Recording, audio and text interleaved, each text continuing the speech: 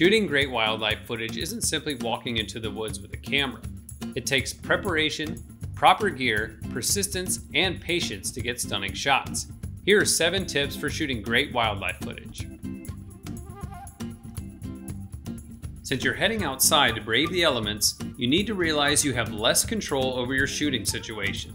You can of course know the predictable elements like the sunset, sunrise, or the approximate temperature of the location, but you may find that animals may only be in the north end of a pasture, or that a tree has fallen and blocked your path or view.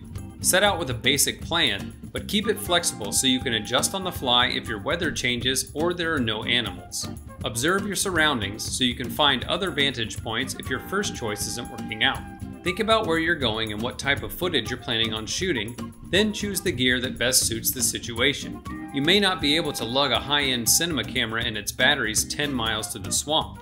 You'll almost always need a tripod, a stabilizer, or some other mount to keep the shots steady, which is crucial for great footage. You'll likely also need a telephoto lens in order to get close to animals and subjects without having to encroach on their space. Accessories like lens hoods, lens extenders, and ND filters give you plenty of ways to take better shots and protect your gear. Never forget to bring sunblock, bug repellent, snacks, and plenty of water to allow you to settle in on longer shoots. Your camera settings are incredibly important to the type of shot you want to get, so if you're going for cinematic footage, open your aperture as much as you can to shrink your depth of field and really emphasize your subject. Remember the basic 180 shutter rule and double your frame rate for the shutter speed to give some nice motion blur, which adds a natural look to the footage.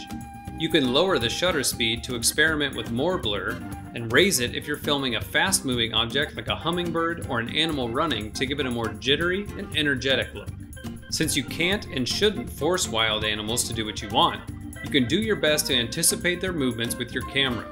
Lead them as they move across the frame if necessary, but also don't be afraid to keep the camera stationary and let an animal pass through the frame fully. This gives you a natural starting and stopping point to work with.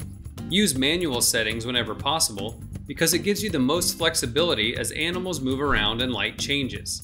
Manual focus is typically faster and more precise than autofocus as long as you practice it, but autofocus in cameras is improving as time goes by, so use whatever works best for you and gets the sharpest video. Vary the shots between wide, medium, and long to get sufficient coverage, and be sure to capture details of your wildlife to add some variety.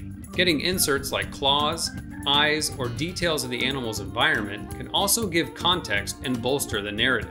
Being at eye level of the wildlife also brings an added element to shots by allowing viewers to feel like a part of the story and get in the perspective of the subjects. Overall, telling a story should inform a lot of your decisions when it comes to shooting wildlife. The composition, the focal length, the frame rate, and more all contribute to how the footage is interpreted.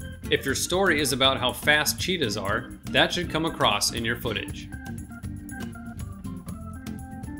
Sound can be a vital part of creating an immersive viewing experience, but it's also hard to capture sound if you're shooting from far away with telephoto lenses. If you're close enough to your subject to capture the sound, bring along a directional microphone and a windscreen and pick up some ambience of what you're shooting. If your location is a predictable place for the animals to be, you can even try placing a microphone there before they arrive. If, however, gathering sound isn't feasible, don't hesitate to search through the Pond 5 sound effects collection to find something that works in lieu of recording it yourself. Patience is the name of the game when it comes to shooting wildlife. Whether it's arriving at a location before they do, or just spending more time with the animals in general, it gets them more comfortable with your presence and allows you to learn more about their habits, understand where they're going, and see the bigger story. Also observe the environment around you so you can understand the terrain, the best shooting angles, and where the light is best. It takes shooters weeks, months, and even years sometimes to find the right situation for many of the amazing documentaries you've watched, so never underestimate just how important it is to spend time observing both the animals and the environment. One of the most important steps in this entire area of filmmaking is to not damage the environment around you or cause any harm to the wildlife in their natural habitat. This includes not littering or leaving trash near your setup, not walking in a sensitive or roped off area and respecting barricades, and refraining from feeding wild animals and/or antagonizing them to get a reaction. Don't be the person who ruins it for everyone, and leave it better than you found it. In addition to not harming the environment and the animals, you should also practice safety first while out in the field. Bring enough food and water for long shoots. Bring a map and a compass in case your phone dies. Tell someone where you're going and when to expect you back. And make sure that you have a way out or somewhere safe to go if the animals start coming your way. Plan for the worst, expect the best. Shooting wildlife can be some of the most peaceful and rewarding work you can do.